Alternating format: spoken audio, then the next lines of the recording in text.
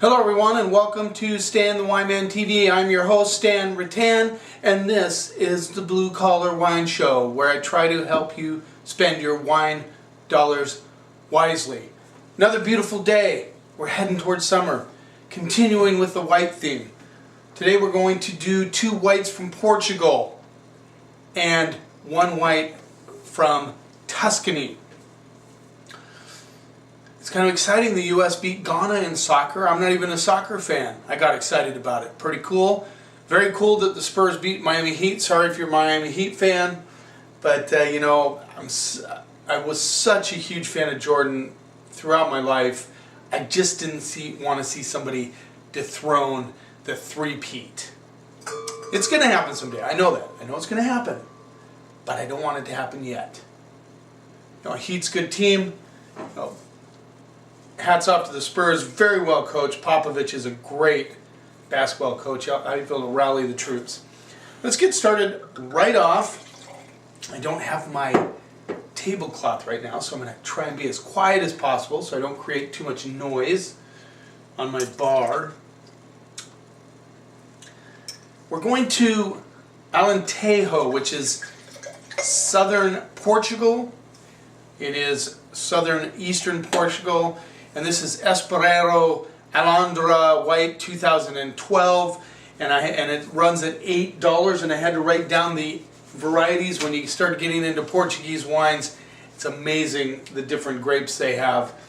The 3 whites they use in this are Anteo, Vaz, Perum, and Arinto. And Arinto is a very popular white grape down in the Alentejo region of Portugal. So this is a white blend, rolls in at $8 US, which is a steal, which you'll find with many of the Portuguese wines. They are amazing. Of course, most of you are probably familiar with Vinho Verde, which is a very popular, inexpensive white, has a little bit of frizzante to it. So let's see what we get on the nose with this Alondra White from Portugal, Alentejo region. Getting a little banana right off the pat.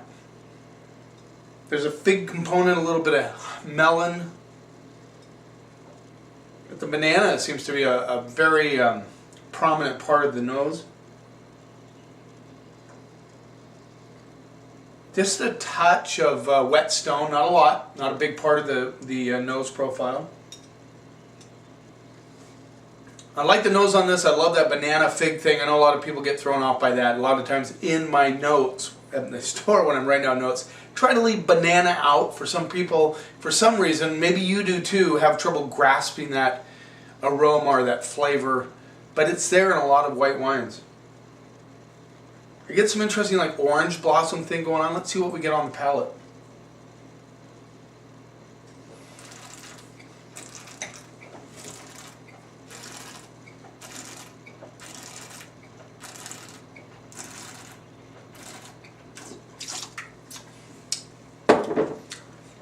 This is very fresh on the palate. Nothing heavy about it at all. The fig component notes come through, the melon comes through. I get a little bit of that white kind of orange blossom flower, a little bit of tangerine on the backside. Not super acidic, but it has acidity, which makes it fresh on the palate.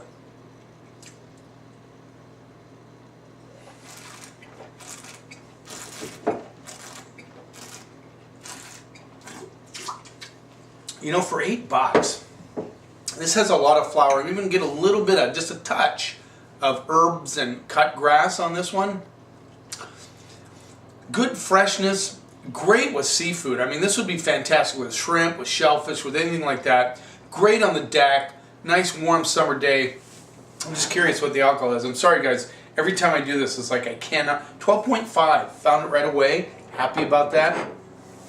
12.5% alcohol, not high in alcohol, very delicious, but at the same time has some interesting components to it.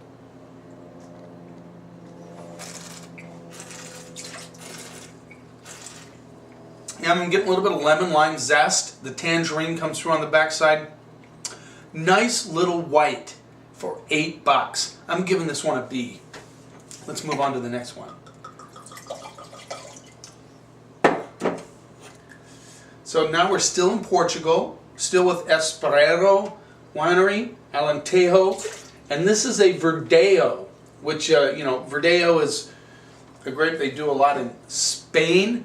They do some in Australia. There they call it Verdelho because they pronounce the L. But this is Verdelho from Alentejo. It runs in at $14. Let's get a look at this label. This one's kind of funky trying to find this thing. Espresso Verdelho, $14. Let me give you the vintage.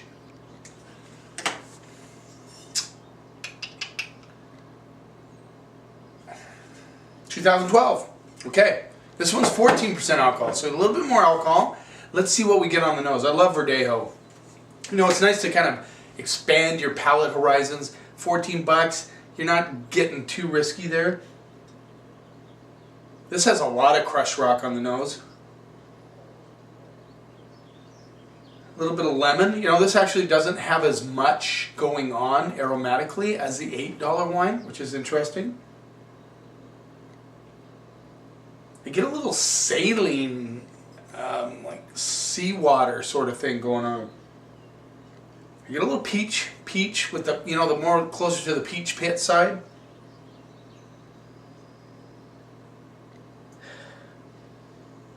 Almost like a perfumey element underneath, but not.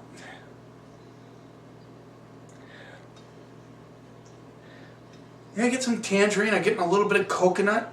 More's coming out now.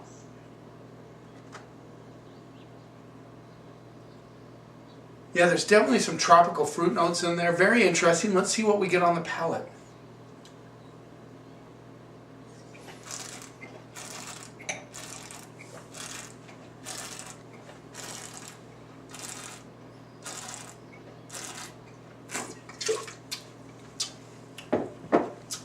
A lot richer on the palate. Get apricots, tangerine, mango, honeydew, a little bit of orange blossom, touch of crushed rock. Very nice wine. Again, there's good freshness on the palate.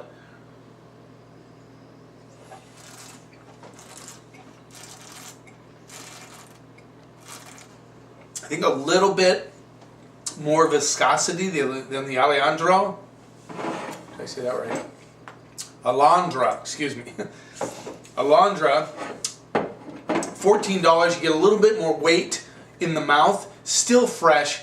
A lot of tropical fruit flavors. A lot of pitted fruits, stone fruits. The finish is hanging on, which I like.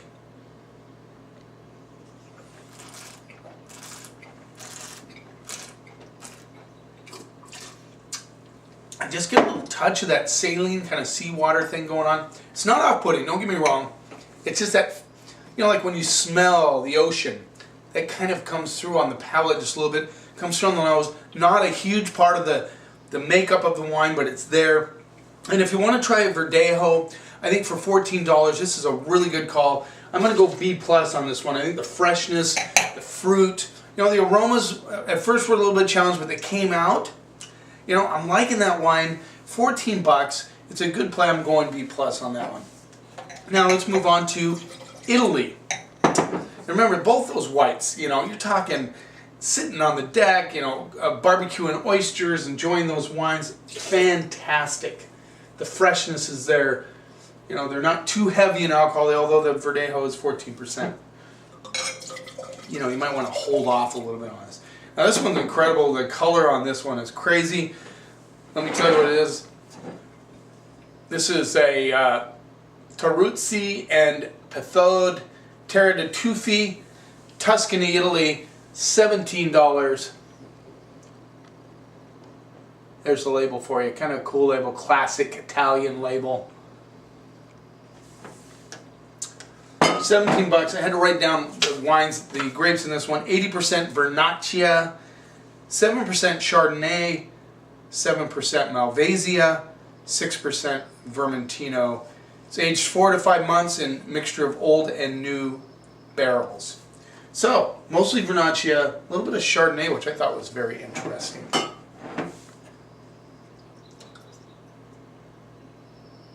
Now this, Get a little bit of that rubber boot kind of petrol thing going on.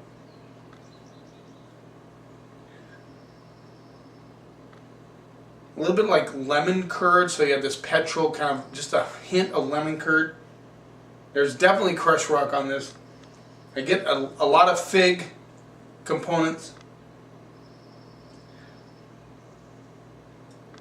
It's got almost like a honey element on the back end.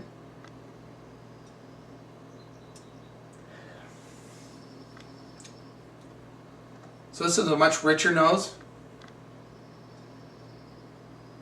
There's a dusty component, almost like, you know, just that dust you smell on the rocks after the rain comes. You know, you get that smell there.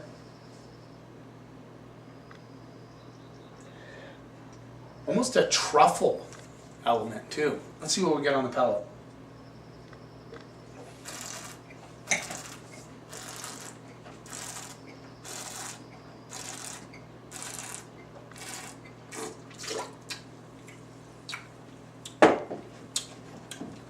Now this is old school white wine, old world stuff.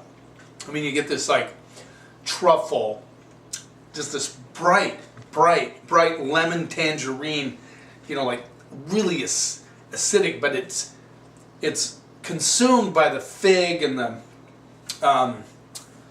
other elements that come through. It's just like this beam of brightness through there.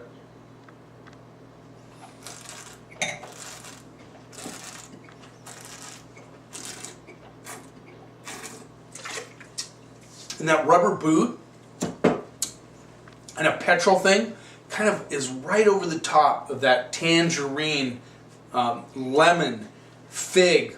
I get a little bit of crushed rock. Some white flowers coming through.